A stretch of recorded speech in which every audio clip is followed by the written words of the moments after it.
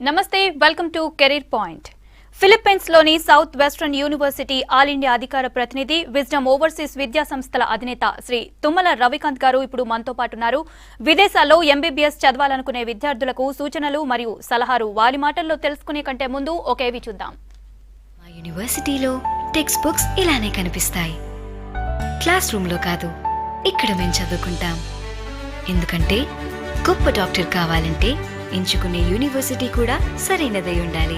అందుకే ఎంబీబీఎస్ చదువుటకు south western యూనివర్సిటీని నేను ఎంచుకున్నాను. ఎంబీబీఎస్ అత్యాధునిక టెక్నాలజీతో చదవాలంటే సౌత్ వెస్టర్న్ యూనివర్సిటీలో మాత్రమే అడ్మిషన్లు జరుగుతున్నవి. 91712233కి కాల్ చేయండి. నమస్తే రవికాంత్ గారు. ఓకే సార్, ముందుగా చెప్పండి, ఎంబీబీఎస్ ఫారెన్ లో చేయాలి అంటే ఫస్ట్ వాళ్ళు కంట్రీని ఎలా సెలెక్ట్ చేసుకోవాలి అండ్ యూనివర్సిటీని వాళ్ళు ఎలా సెలెక్ట్ చేసుకోవాలి? ఎవరైనా స్టూడెంట్స్ని పేరెంట్స్ ఎవరైనా బయట అబ్రాడ్ పంపించాలనే నిర్ణయానికి వచ్చినప్పుడు మొట్టమొదటిది అత్యంత ఇంపార్టెంట్ స్టేజ్ ఏంటంటే ముందు కంట్రీని, ఇన్స్టిట్యూషన్ని, ప్రాసెస్ చేయగలిగిన కంట్రీ రిప్రజెంటేటివ్ ఎవరైతే యూనివర్సిటీ అఫీషియల్ రిప్రజెంటేటివ్ని ఫైండ్ అవుట్ చేయడం అనేది చాలా ఇంపార్టెంట్ అండి. ఇది కనుక సరిగ్గా చేయగలిగితే కనుక 80% ఆఫ్ సక్సెస్ కంప్లీట్ అయిపోతుంది. అంటే ఆ రిజల్ట్స్ అనేవి గ్యారంటీగా వస్తాయి. అంటే చాలామంది మార్కెట్లో డిఫరెంట్ ఛానల్ ద్వారా డిఫరెంట్ కంట్రీస్కి గాను డిఫరెంట్ యూనివర్సిటీస్లో అడ్మిషన్స్ తీసుకుంటూ ఉంటారు. సో ఇక్కడ ప్రధానంగా పేరెంట్స్ గమనించాల్సింది ఏంటంటే వీళ్ళు ఇప్పుడు పంపిస్తున్న స్టూడెంట్స్ ఎవరైతే ఉన్నారో వీళ్ళంతా కూడా +2 కంప్లీట్ చేసి అండర్ గ్రాడ్యుయేట్ కోర్సెస్కి వెళ్ళబోతున్నారు. సో వీళ్ళకి గ్రాడ్యుయేషన్ కంప్లీట్ చేసి మాస్టర్స్కి వెళ్ళబోతున్న వాళ్ళతో కంపేర్ చేయడం చాలా డిఫరెన్స్ ఉంటుంది. అంటే మాస్టర్స్కి వెళ్తున్న వాళ్ళు ఫస్ట్ ఆఫ్ ఆల్ వాళ్ళది గ్రాడ్యుయేషన్ అయిపోయి ఉంటుంది, వాళ్ళకి ఒక డిగ్రీ ఆల్రెడీ ఎర్న్ చేసి ఉంటారు, వాళ్ళకి ఒక మెంటల్ మెచ్యూరిటీ, స్టెబిలిటీ వాళ్ళకి వచ్చి ఉంటుంది, సొంతంగా నిర్ణయం తీసుకోగలరు, ఏది మంచి ఏది చెడు అని తెలిసే ఒక పరిస్థితి వచ్చి ఉంటుంది. కాబట్టి వాళ్ళు వెళ్తున్న కంట్రీస్లో సెండ్ చేసే కన్సల్టెంట్ ఉంటే చాలు. అంటే వాళ్ళని పంపించడానికి కావాల్సిన ప్రాసెస్ చేయగలిగిన వాళ్ళు ఉంటే సరిపోతుంది.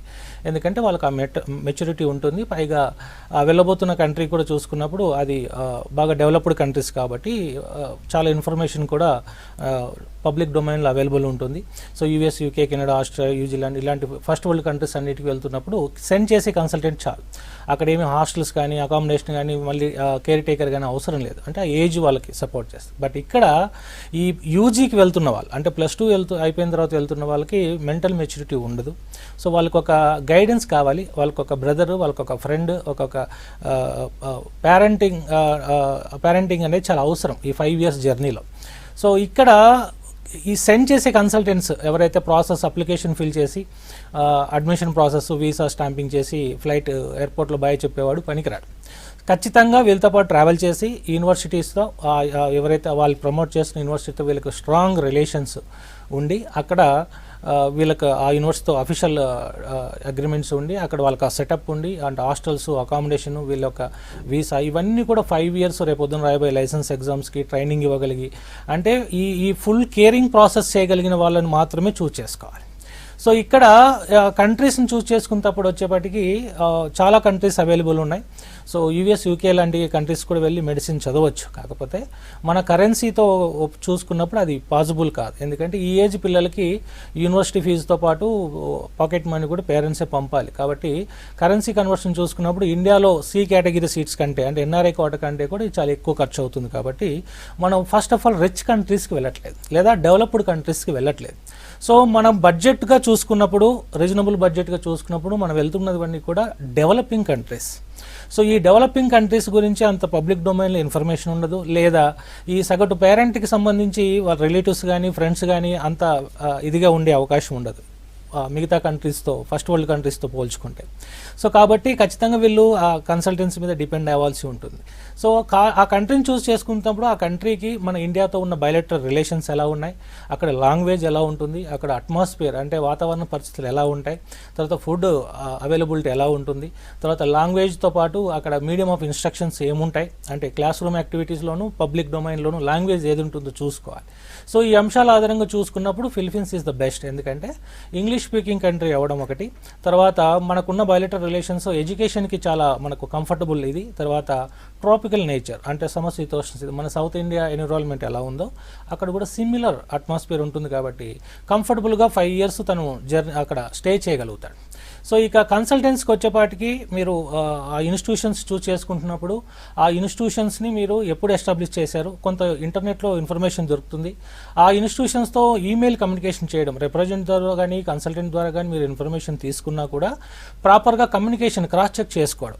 అంటే చాలామంది మార్కెట్లో చాలా కాలేజెస్ ప్రమోట్ చేస్తుంటారు, కొందరికి ఆ కాలేజెస్తో ఎటువంటి పరిచయం కూడా ఉండదు.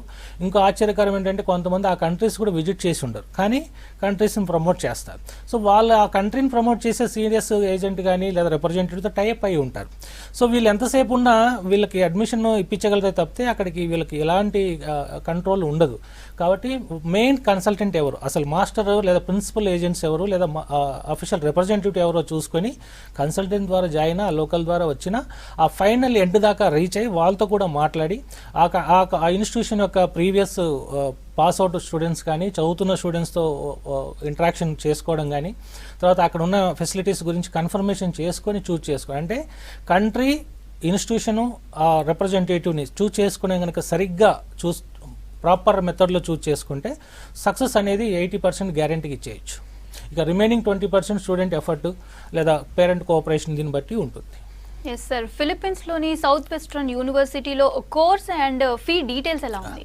ఇది మనం అబ్రాడ్ వెళ్తున్నప్పుడు మెడికల్ ఎడ్యుకేషన్ వరల్డ్లో 2 టైప్స్ ఉందండి. ఒకటి బ్రిటన్ ఎడ్యుకేషన్ సిస్టమ్, తర్వాత అమెరికన్ ఎడ్యుకేషన్ సిస్టమ్. బ్రిటన్లో దీన్ని ఎంబీబీఎస్ అంటాం. ఇది మన ఇండియాలో కానీ లేదా మన నైబర్స్ చైనా కానీ బంగ్లాదేశ్ కానీ వీళ్ళంతా కూడా ఎంబీబీఎస్ అని ఆఫర్ చేస్తారు. ఎందుకంటే బ్రిటన్ కాలనీగా ఉన్నాం కాబట్టి మనం ఆ సిస్టమ్ని అడాప్ట్ చేసుకున్నాం. ఫిలిప్పీన్స్ విషయానికి వస్తే వాళ్ళు అమెరికన్ కాలనీగా ఉన్నారు కాబట్టి అమెరికన్ ఎడ్యుకేషన్ ప్యాటర్న్ని వాళ్ళు అడాప్ట్ చేసుకున్నారు. ఇక్కడ కోర్సుని ఆఫర్ చేసే డిగ్రీని ఎండి అంటారు, డాక్టర్ ఆఫ్ మెడిసిన్. సో ఇది వచ్చేసి డ్యూరేషను కొన్ని ఇన్స్టిట్యూషన్ స్టాటస్ని బట్టి కూడా ఉంటుంది. అంటే కొన్ని ఓన్లీ మెడికల్ కాలేజీలు ఉన్నాయి, కొన్ని యూనివర్సిటీస్ ఉన్నాయి. యూనివర్సిటీస్ ఉన్న దగ్గర అటానమస్ స్టాటస్ ఉంటే కనుక వాటికి డ్యూరేషన్ మీద కూడా ఒక రకమైన ఫ్లెక్సిబిలిటీ ఉంటుంది. But less than 5 years A country కూడా ఏ ఇన్స్టిట్యూషన్ కూడా ఆఫర్ చేయడానికి లేదు according to the WHO norms. So south western విషయానికి వచ్చేస్తే 1 year ప్రీ మెడిసిన్ ట్రైమిస్టర్ ఉంటుంది, తర్వాత 4 years డాక్టర్ ఆఫ్ మెడిసిన్. ఇవి రెండు కలిపితే ఈక్వల్ టు ఇండియన్ ఎంబీబీఎస్. అంటే ఈ 5 years డ్యూరేషన్ తర్వాత ఇండియాకి వచ్చిన తర్వాత లైసెన్స్ ఎగ్జామ్ కనుక క్లియర్ చేయగలిగితే సో లోకల్లో ఇండియాలో చదివిన డాక్టర్తో ఈక్వల్గా వాళ్ళు లైసెన్స్ పొందడం జరుగుతుంది. ఈ దీనికి సంబంధించి 5 yearsకి 21 lakhs అప్రాక్సిమేట్లీ ఇండియన్ కరెన్సీ ప్రకారం.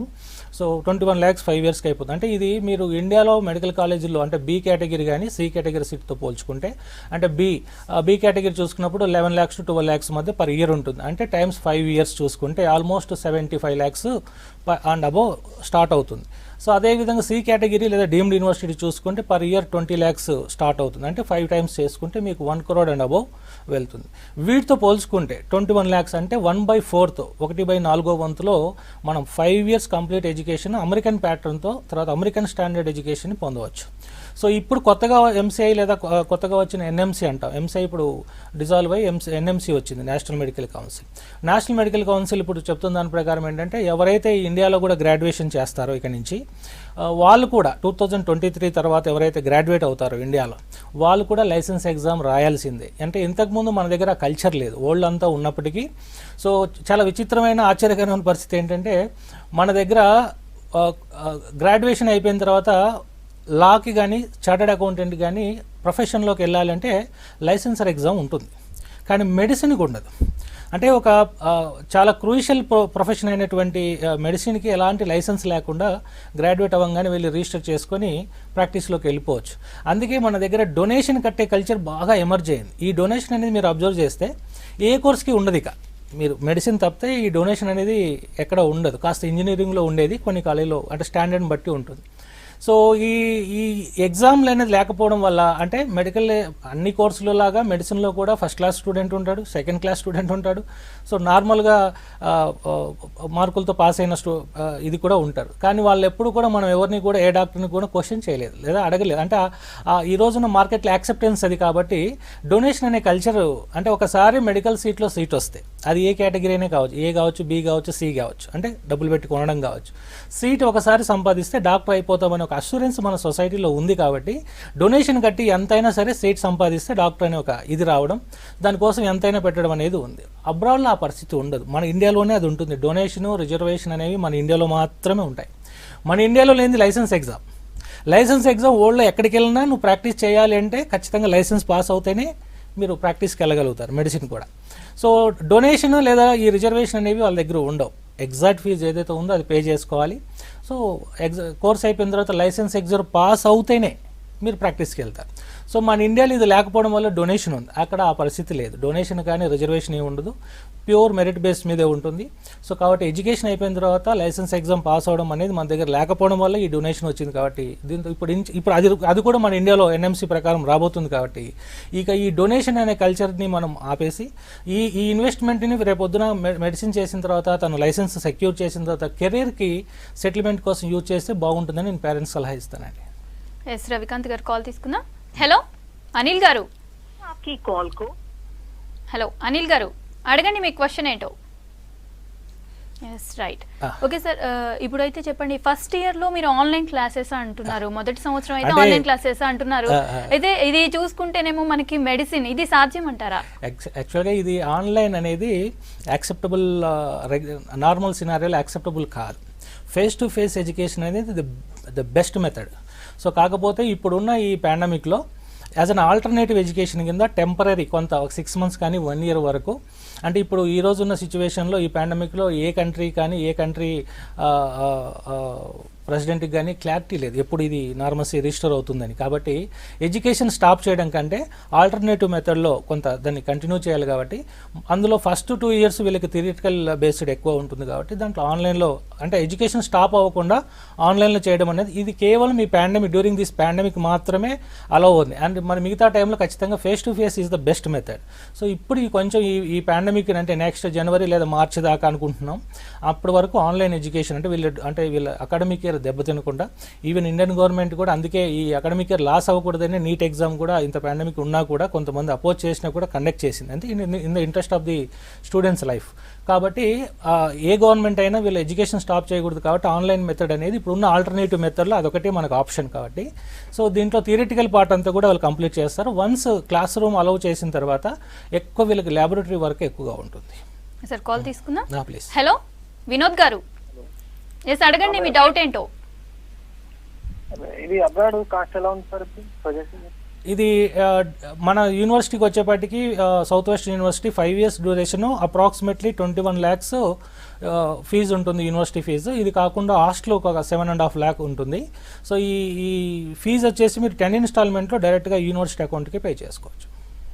సార్ చాలా కన్సల్టెన్సీలు ఏం చెప్తున్నాయి అని అంటే ఇండియాలోనే అండ్ మన తెలుగు ఫ్యాకల్టీతోని ఆన్లైన్ క్లాసెస్ అంటున్నాయి. ఎంతవరకు నిజం, ఇది ఎంతవరకు కరెక్ట్? అదే చాలా రకాలుగా మార్కెట్లో ఏంటంటే పేరెంట్ని అట్రాక్ట్ చేయడం కోసం ఆన్లైన్ క్లాసెస్ లేదా ఇండియన్ ఫ్యాకల్టీ ఇక్కడే ఆఫ్షోర్ క్యాంపస్ అనేది కూడా జరుగుతుంది. అంటే ఇది ఒక కోచింగ్ సెంటర్ అయితే ఎక్కడైనా ఎలాగైనా ఎస్టాబ్లిష్ చేయొచ్చండి. మెడికల్ కోర్సు మెడికల్ కాలేజెస్కి కొన్ని రెగ్యులేటరీస్ ఉంటాయి. మన ఇండియాలో అయితే ఎన్ఎంసీ అంటే ఇంతకుముందు ఎంసీఐ, అలాగే ఫిలిపీన్స్లో మిగతా ఫిలిపీన్స్లో అయితే చెడ్ అంటాం, కమిషనర్ ఆన్ హైయర్ ఎడ్యుకేషన్. అంటే గవర్నమెంట్ అథారిటీస్ అప్రూవల్ లేకుండా, దానికి ప్రాపర్ ఇన్ఫ్రాస్ట్రక్చర్ లేకుండా, దాని యొక్క అఫిలియేషన్స్ లేకుండా కోర్స్ కండక్ట్ చేయడం అనేది సాధ్యం కాదు. సో కొంత అట్రాక్షన్ కోసం ఇక్కడే ఉంటే వాళ్ళకి సేఫ్టీ కాబట్టి కంఫర్టబుల్గా ఫీల్ అవుతారు కాబట్టి ఇక్కడే క్లాసులు పెడతామనేది ఉంటుంది. ఎక్కడ పెట్టినా ఆన్లైన్ ఆ యూనివర్సిటీ ఫ్యాకల్టీ మాత్రమే ఆన్లైన్లో క్లాసెస్ కండక్ట్ చేస్తారు, అది యాక్సెప్టబుల్. లేదా ఇండియన్ ఫ్యాకల్టీ అది ట్యూషన్ చెప్పినట్టు అవుతుంది, అది కోర్స్ అవ్వదు, దానికి వ్యాలిడిటీ ఉండదు. ఇప్పుడు మీరు చూడండి, ఇంటర్మీడియట్ దాకా చదివితే ఇంటర్మీడియట్ బోర్డు సర్టిఫికేషన్ ఇస్తుంది. అదే ఇంటర్మీడియట్ పిల్లలు నీట్లో ర్యాంక్ కోసం కోచింగ్ సెంటర్కి వెళ్ళారనుకోండి, అదే కార్పొరేట్ కాలేజీలో, దానికి ఎలాంటి సర్టిఫికేషన్ ఉండదు, అది ట్యూషన్కి వెళ్ళినట్టు. కాబట్టి అది యూనివర్సిటీ చేత కండక్ట్ చేయబడి ఉండాలి. ఆన్లైన్ మోడ్ ఈ టెంపరీ పీరియడ్ కోసం ఈ డ్యూరేషన్లో ఈ పాండమిక్ అలౌడ్ కాబట్టి అది యాక్సెప్టబుల్. బట్ అలా కాకుండా యూనివర్సిటీ ఇది లేకుండా, అందుకే అలాంటి ఎప్పుడైనా ఎవరైనా మీకు అలాంటి అసూరెన్స్లు ఇచ్చినప్పుడు ఆ పర్టికులర్ యూనివర్సిటీకి మెయిల్ ఐడీస్ వాళ్ళ కాంటాక్ట్ నెంబర్స్ తీసుకొని లేదా వెబ్సైట్లో మీకు అన్ని అవైలబుల్ ఉంటే వాళ్ళకి ఈమెయిల్ రాసి కన్ఫర్మేషన్ చేసుకోవాలి. ఇండియన్ ఫ్యాకల్టీ చెప్పడం అనేది యాక్సెప్టబుల్ కాదు.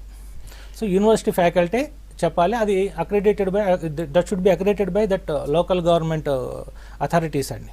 అలా కాకుండా చేయడానికి వీల్లేదు. ఎస్ రవికాంత్ గారు, ఇప్పుడు మీరు చెప్పినట్టుగానే చాలా మంది భయపడుతుంటారు, చాలా డౌట్స్ కూడా ఉంటాయి తల్లిదండ్రులకి. ఏంటంటే ఇక్కడ నుంచి అక్కడికి పంపిస్తున్నప్పుడు ఎంత అష్యూరెన్స్ ఉంది, అసలు ఎలాంటి కన్సల్టెన్సీ ఏంటి అని తెలుసుకోవాలి అని అనుకుంటారు. ఎలాంటిది సెలెక్ట్ చేసుకోవాలి, ఎలాంటి కన్సల్టెన్సీని సెలెక్ట్ చేసుకోవాలి తల్లిదండ్రులు? ఇక్కడ మీరు జాగ్రత్తగా చూస్తే మార్కెట్లో మీరు ఏదన్నా ఒక కాలేజీని మీరు రీచ్ అవ్వాలి అంటే, అడ్మిషన్ పొందాలి అంటే 2 channels ఉంటాయి. ఒకటి కన్సల్టెన్స్, సో వీళ్ళు కన్సల్టెన్స్ అనగానే వీళ్ళు నెంబర్ ఆఫ్ మల్టిపుల్ కంట్రీస్కి, మల్టిపుల్ కాలేజెస్కి, మల్టిపుల్ కోర్సెస్కి సెండ్ చేస్తూ ఉంటారు. వీళ్ళు ఎప్పుడు సెండ్ చేసే ప్రాసెస్లో ఉన్నవాడు కేర్ చేయలేడు. అంటే పంపించగలడే కానీ తర్వాత పట్టించుకోలేడు. ఎందుకంటే మల్టిపుల్ చోటుకి పంపించినప్పుడు ఎక్కడా సాధ్యం కాదు. సో ఇది కాకుండా ఇంకొక సెట్ ఆఫ్ టీం ఉంటుంది. చాలా లిమిటెడ్గా ఉన్నప్పటికీ ఆ టీం చాలా రిలయబుల్ అంటే యూనివర్సిటీ రిప్రజెంటేటివ్స్ అంటారు.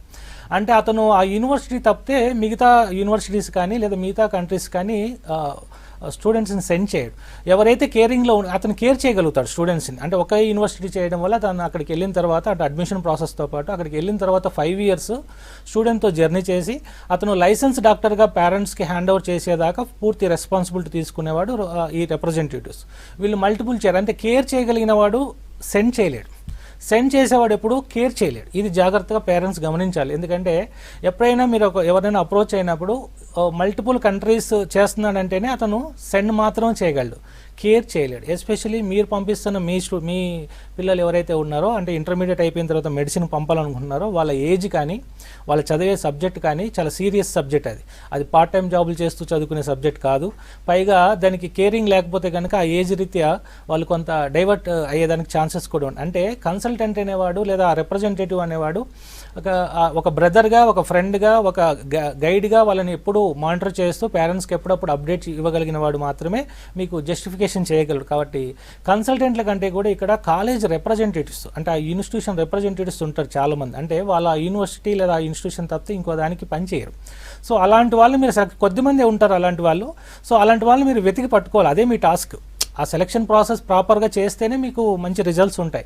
అలా కాకుండా ఎవరో మాకు తెలిసిన వాళ్ళు ఉన్నారు, ఎవరో మా ఊర్లోంచి వెళ్ళారు, అలాగే నారాయణ చైతన్య లేదా మిగతా కార్పొరేట్ కాలేజ్ అలాగే అడ్మిషన్ తీసుకుని చేతులు కాల్చుకుని ఉంటారు. అయినా ఇదే మెథడే ఫాలో అవుతారు వీళ్ళు. అది రిజల్ట్స్ ఇవ్వదు ఎప్పుడు కూడా. ఖచ్చితంగా డైరెక్ట్ రిప్రజెంటేటివ్ని కలవాలి. ఆయన కలిసినా కూడా మీరు మళ్ళీ యూనివర్సిటీతో కమ్యూనికేట్ చేయాలి.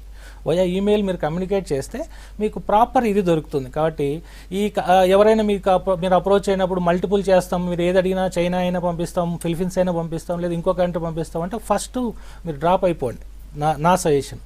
సో అది మీకు ఉపయోగపడదు. అది ఎంఎస్ ఎడ్యుకేషన్లో అలాంటి వాళ్ళు మీకు ఉపయోగపడతారు. ఈ బ్యాచులర్ ఎడ్యుకేషన్లో చాలా ఇబ్బందులు ఉంటాయి. కాబట్టి ఈ ఏజ్ రీత్యా వాళ్ళు చదవబోయే సబ్జెక్ట్ సీరియస్ దృష్టిలో పెట్టుకున్నప్పుడు ఖచ్చితంగా వీళ్ళు అమ్మట ట్రావెల్ చేసి కేర్ చేసే పర్సన్ కావాలి. కాబట్టి అలాంటి వాళ్ళు తక్కువ మందే ఉంటారు, కానీ వెతుక్కుంటే మంచి ఇది జరుగుతుంది. కాబట్టి కన్సల్టెంట్ కంటే కూడా కాలేజ్ రిప్రజెంటేటివ్స్ చాలా యూస్ఫుల్ అవుతారు ఈ అండర్ గ్రాడ్యుయేషన్ ఎడ్యుకేషన్లో. ఎస్ రవికాంత్ గారు కాల్ తీసుకుందాం. ప్లీజ్. హలో శ్రవణ్ గారు, ఎస్ అడగండి మీ డౌట్ ఏంటో. Sir good evening sir. Good evening అండి, చెప్పండి. సార్ ఇది ఎంసీఏ అండ్ ఎస్ఎన్జి యుఎస్ఎంఈ ఆన్లైన్ ద్వారా ఈజీగా ప్రిపరేషన్ చేసుకోవచ్చా సార్? ఏంటండి? ఎంసీఐ ఎస్ఎన్జి యుఎస్ఎంఈ ప్రిపరేషన్ అనేది ఆన్లైన్ ద్వారా ఈజీగా ఉంటుందా సార్? ఆన్లైన్ అంటే ఏదైనా సరే ఆఫ్లైన్తో పోల్చుకున్నప్పుడు సెకండరీ అండి. ఆన్లైన్ అదే ఫేస్ టు ఫేస్ అనేది ఎప్పుడు ఎఫెక్టివ్ మెథడ్ అండి.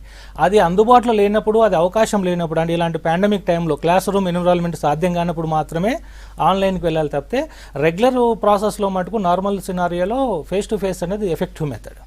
ఆప్షన్ లేనప్పుడు ఆల్టర్నేటివ్గా ఆన్లైన్కి వెళ్ళాలి. అదే పర్మనెంట్ మెథడ్ కాకూడదు. అదంతా నేను ఫేస్ టు ఫేస్ క్లాసెస్కి లెర్నింగ్ మెథడ్స్కి నేను ప్రిఫరెన్స్ ఇస్తాను. కాబట్టి ఆన్లైన్ అనేది ఆల్టర్నేటివ్ మెథడ్, అది పర్మనెంట్ మెథడ్ కాదు. ఎస్ రవికాంత్ గారు, యుఎస్ఎంఎల్ఈ ఎఫ్ఎంజీఈ ఈ రాసిన స్టూడెంట్స్కి పాస్ పర్సంటేజ్ ఎంత ఉండాలి అండ్ ఇలాంటి వాటికి ప్రిపేర్ అయ్యే వాళ్ళు ఎలాంటి జాగ్రత్తలు తీసుకోవాలి, అసలు వాళ్ళు ఎలా ప్రిపేర్ అవ్వాలి? అది మనం ఇంతకుముందు అనుకున్నట్టండి. ఇక ఖచ్చితంగా ఎంత కోర్స్ కంప్లీట్ చేసినా లైసెన్స్ ఎగ్జామ్ పాస్ అవ్వడం అనేది అల్టిమేట్ గోల్ అవుతుంది. సో అదే ఫైనల్ డెస్టినేషన్. కాబట్టి దాన్ని మొదటి నుంచి ప్రిపరేషన్ పెట్టుకోవాలి. మనకేంటంటే ఎగ్జామినేషన్స్ అయిపోయిన తర్వాత కాంపిటేటివ్ ఎగ్జామ్కి లేదా ఎంట్రన్స్ ఎగ్జామ్కి ప్రిపేర్ అవ్వడం అనేది మన నేచర్. అలా కాకుండా మొదటి నుంచే నోట్స్ తయారు చేసుకుంటూ ఏ ఇయర్కి ఆ ఇయర్ సిలబస్ని కంప్లీట్ అవ్వగానే దాని మీద నోట్స్ ప్రిపేర్ చేసుకునే కల్చర్ అనేది స్టూడెంట్కి అలవాటు అవుతాయి కనుక సో చాలా రేపొద్దున ఇలాంటి ఎగ్జామ్స్ ప్రిపేర్ అవుతున్నప్పుడు చాలా యూజ్ఫుల్ అవుతుంది. పైగా మేమేం సజెస్ట్ చేస్తామంటే, ఎందుకు మా దగ్గర అంతా కొంచెం సక్సెస్ రేట్ బాగా ఉంటుంది పిల్లల్లో అంటే, మేము క్వాలిటీ ఎడ్యుకేషన్ ఫోకస్ చేస్తాం. అంటే స్టార్టింగ్ ఫ్రమ్ అడ్మిషన్ నెంబర్ తీసుకునే స్టూడెంట్స్ నెంబర్ దగ్గర నుంచి క్లాస్ రూమ్ సెక్షన్కి లిమిటేషన్ పెట్టుకోవడం దగ్గర నుంచి సో వీళ్ళకి ట్రైనింగ్ కూడా యుఎస్ఎంఎల్ఈ మ్యాచింగ్ ప్రోగ్రామ్ ఉంటుంది సౌత్ వెస్టర్న్లో. సో కాబట్టి మేమేమంటామంటే యుఎస్ఎంఎల్ అనేది ఒక మెడికల్ గ్రాడ్యుయేట్కి highest exam in the world. అలానే అందరికీ రాదు, అది అందరికీ దాన్ని అచీవ్ చేయలేదు. దాని యొక్క సక్సెస్ రేట్ కూడా ఫ్యాక్ట్ ఏంటంటే లెస్ దెన్ 10%, అంటే సింగిల్ డిజిట్లో ఉంటుంది. సింగిల్ డిజిట్లో ఉన్నప్పుడు మరి అందరూ ఎందుకు రాయాలనే క్వశ్చన్ కూడా రావచ్చు. కానీ అందరూ దానికి అటెంప్ట్ చేస్తే ఆ స్థాయిలో ప్రిపరేషన్ చేస్తే, అంటే ఇంటర్నేషనల్ ఎగ్జామ్స్ కనుక మనం ప్రిపేర్ అయితే అందులో మనం సీటు సెక్యూర్, దాన్ని లైసెన్స్ సెక్యూర్ చేయలేకపోయినా ఆ లెవెల్లో ప్రిపరేషన్ జరిగి ఉంటే కనుక మనం ఇండియాకి వచ్చిన తర్వాత రాయాల్సిన ఎగ్జామ్స్, అది ఈరోజు ఉన్న లైసెన్స్ ఎగ్జామ్ కావచ్చు, రేపు పెట్టబోయే నెక్స్ట్ ఎగ్జామ్, అంటే ఇండియాలో గ్రాడ్యుయేట్ అయిన వాళ్ళకి అబ్రాడ్లో గ్రాడ్యుయేట్ అయిన వాళ్ళకి కలిపి పెట్టబోయే నెక్స్ట్ ఎగ్జామ్ కావచ్చు, అలాగే పీజీ ఎంట్రన్స్లు కావచ్చు, ఇప్పుడున్న పీజీ ఎంట్రన్స్ ఏ ఎగ్జామ్ అయినా సరే యూజీ సిలబస్ మీద బేస్ చేసుకుని ఉంటుంది. ఆ సిలబస్ను నువ్వు ఒక ఇంటర్నేషనల్ ఎగ్జామ్ స్థాయిలో ఆ టార్గెట్ పెట్టుకొని ప్రిపేర్ అయినప్పుడు మిగతా ఎగ్జామ్స్ అన్ని ఈజీ అవుతాయండి, చాలా ఈజీ. అంటే మన ప్రిపరేషన్ ఎప్పుడు కూడా నేను లైసెన్స్ ఎగ్జామ్ పాస్ అయ్యి లైసెన్స్ సంపాదిస్తే చాలు అనే టార్గెట్, చిన్న టార్గెట్ ఎప్పుడు పెట్టుకోకూడదు స్టూడెంట్. మంచి టార్గెట్, అంటే హైయెస్ట్ టార్గెట్ పెట్టుకొని దానికి ఎఫర్ట్ పెడితే కనుక చాలా ఈజీగా తనకు రేపు పొద్దున ఇండియాకి వచ్చిన తర్వాత పీజీ సీటు సెక్యూర్ చేయడానికి కూడా చాలా అవకాశాలు చాలా ఎక్కువ ఉంటాయి. అందుకే చాలామంది మా కలీగ్స్ ఫ్రీ పీజీ అని కూడా ప్రమోట్ చేస్తుంటారు. ఫ్రీ అంటే దాని అర్థం ఏంటంటే ఫ్రీ పీజీ వాళ్ళు ఇస్తారని కాదు. సో ఆ లెవెల్లో ప్రిపేర్ అవుతే స్టూడెంట్ దాన్ని సీట్ సెక్యూర్ చేయగలుగుతాడని దాని మీనింగ్. ఎస్ సార్, అట్లయితే ముఖ్యంగా సౌత్ వెస్ట్రన్ యూనివర్సిటీ మరియు మిగతా కాలేజీలకి మధ్య డిఫరెన్స్ ఏంటి? ఎందుకంటే చాలా వరకు కూడా ఈ కాంపిటేటివ్ ఎగ్జామ్స్లో ఏవైతే ఉన్నాయో వాళ్ళే ఎక్కువగా పర్సంటేజ్ రావడం జరుగుతుంది. అసలు ఈ సీక్రెట్ ఏంటి? అది మీరు ఇంతకుముందు మీరు అంటూ మీ మాటల్లోనే సౌత్ వెస్టర్న్ యూనివర్సిటీకి మిగతా మెడికల్ కాలేజెస్కి డిఫరెన్స్ ఏంటి అన్నారు. ఎస్, మెడికల్ కాలేజీలు అవి కొన్ని ఉన్నాయి, యూనివర్సిటీలు కొన్ని ఉన్నాయి. మన ముందు యూనివర్సిటీ. సో ఒకసారి మెడికల్ కాలేజీకి యూనివర్సిటీకి మన దగ్గర కూడా కాలేజీలు ఉన్నాయి, యూనివర్సిటీ ఉన్నాయి, డీమ్డ్ యూనివర్సిటీస్ ఉన్నాయి, అటానమస్ యూనివర్సిటీస్ ఉన్నాయి. ఎప్పుడైనా సరే యూనివర్సిటీ స్టేటస్ ఉన్న ఇన్స్టిట్యూషన్స్లో ఫెసిలిటీస్, ఇన్ఫ్రాస్ట్రక్చర్స్, తర్వాత టీచింగ్ ఎయిడ్స్ కానీ రిసోర్సెస్ కానీ చాలా ఎక్కువగా ఉంటాయండి. ఎందుకంటే వాళ్ళు ఆ కోర్స్తో పాటు మిగతా కోర్సెస్ కూడా ఆఫర్ చేస్తారు కాబట్టి లైబ్రరీ దగ్గర starting from library class room మొదలు పెట్టుకుంటే ఇన్ఫ్రాస్ట్రక్చర్స్ అన్నీ చాలా హెవీగా ఉంటాయి కాబట్టి అవన్నీ స్టూడెంట్కి యూజ్ అవుతాయి. తర్వాత ఎస్, మేము ఎప్పుడు కూడా ఇంతకుముందు చెప్పినట్టు లిమిటెడ్ నెంబర్ స్టూడెంట్స్ని తీసుకోవడం, తర్వాత వీళ్ళని ఎప్పుడు యుఎస్ఎంఎల్ఏకి మేము మోటివేట్ చేసి ఆ రకమైన ట్రైనింగ్ ఇవ్వడం వల్ల సో కొంతమంది యుఎస్ఎంఎల్ఏ సెక్యూర్ చేస్తున్నప్పటికీ మెజారిటీ స్టూడెంట్స్ ఇండియాకి వచ్చిన తర్వాత ఫస్ట్ అటెంప్ట్లో ఆ లెవెల్లో ప్రిపరేషన్ చేయిస్తున్నాం కాబట్టి ఇండియాకి వచ్చిన తర్వాత ఎఫ్ఎంజీ కానీ, అంటే ఇప్పుడు దాకా ఎఫ్ఎంజీ ఉంది, నెక్స్ట్ వచ్చిన తర్వాత ఎఫ్ఎంజీ డిజాల్వ్ అవుతుంది. సో ఆ ఎగ్జామ్స్ కానీ పీజీ ఎంట్రన్స్ కానీ సీటు మిగతా వాళ్ళతో పోల్చుకున్నప్పుడు మా వాళ్ళకి కొంత మంచి ప్లేసెస్ వస్తున్నాయి. అంటే మా ప్రిపరేషన్ అలా ఉండడం అనేది మా మెయిన్ సీక్రెట్ అండి. సార్, ముఖ్యంగా ఏంటంటే అమ్మాయిల విషయానికి వస్తే చాలా జాగ్రత్తగా ఉంటారు, తల్లిదండ్రులు భయపడుతూ ఉంటారు. ఇలాంటి ఇప్పుడు చిన్నపిల్లలు అన్నట్టే ఉంటుంది. దాదాపు అయితే +2 అంటే చిన్నపిల్లలే ఎట్లాగైనా. అయితే వీళ్ళు అక్కడికి వెళ్ళినప్పుడు వాళ్ళకి ఎలాంటి సేఫ్టీ ఉంటుంది? అది ఇక్కడ అందే అంటున్నానండి.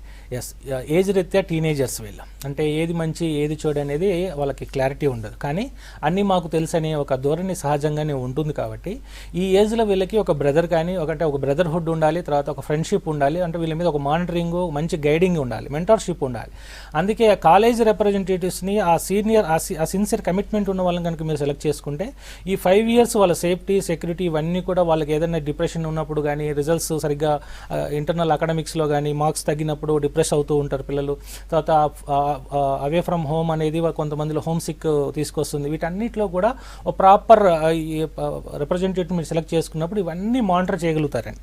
సో కాబట్టి సౌత్ వెస్టర్న్లో మేము ఇచ్చే అసూరెన్స్ ఏంటంటే అదర్ దెన్ క్లాస్ రూమ్, మిగతావన్నీ మా responsibility. Other than classroom పర్ఫార్మెన్స్లో మేము ఇన్వాల్వ్ కాం. అది స్టూడెంట్కి ఫ్యాకల్టీకి మధ్య ఉండాల్సిన రిలేషన్.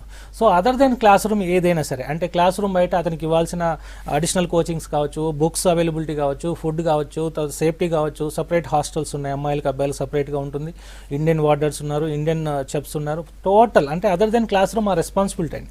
సో కంప్లీట్గా అది మా కంట్రోల్లో ఉంటుంది, అది మేము చూసుకుంటాం. ఒక క్లాస్ రూమ్ మీద స్టూడెంట్ ఫోకస్ పెడితే, అందుకే నేను పేరెంట్స్ అందరికీ చెప్పేది ఏంటంటే ఇక్కడ స్టూడెంట్, పేరెంట్, రిప్రజెంటేటివ్ కలిసి పనిచేయాలి 5 years. అలా కనుక యూనిటీగా పనిచేస్తే మంచి రిజల్ట్స్ వస్తాయి. అంటే ఇక్కడ చూడండి, ఈ ముగ్గురికి మంచి రెస్పాన్సిబిలిటీస్ ఉన్నాయి. స్టూడెంట్ అనేవాడు పర్ఫార్మర్, స్టూడెంటే పర్ఫామ్ చేయాలి.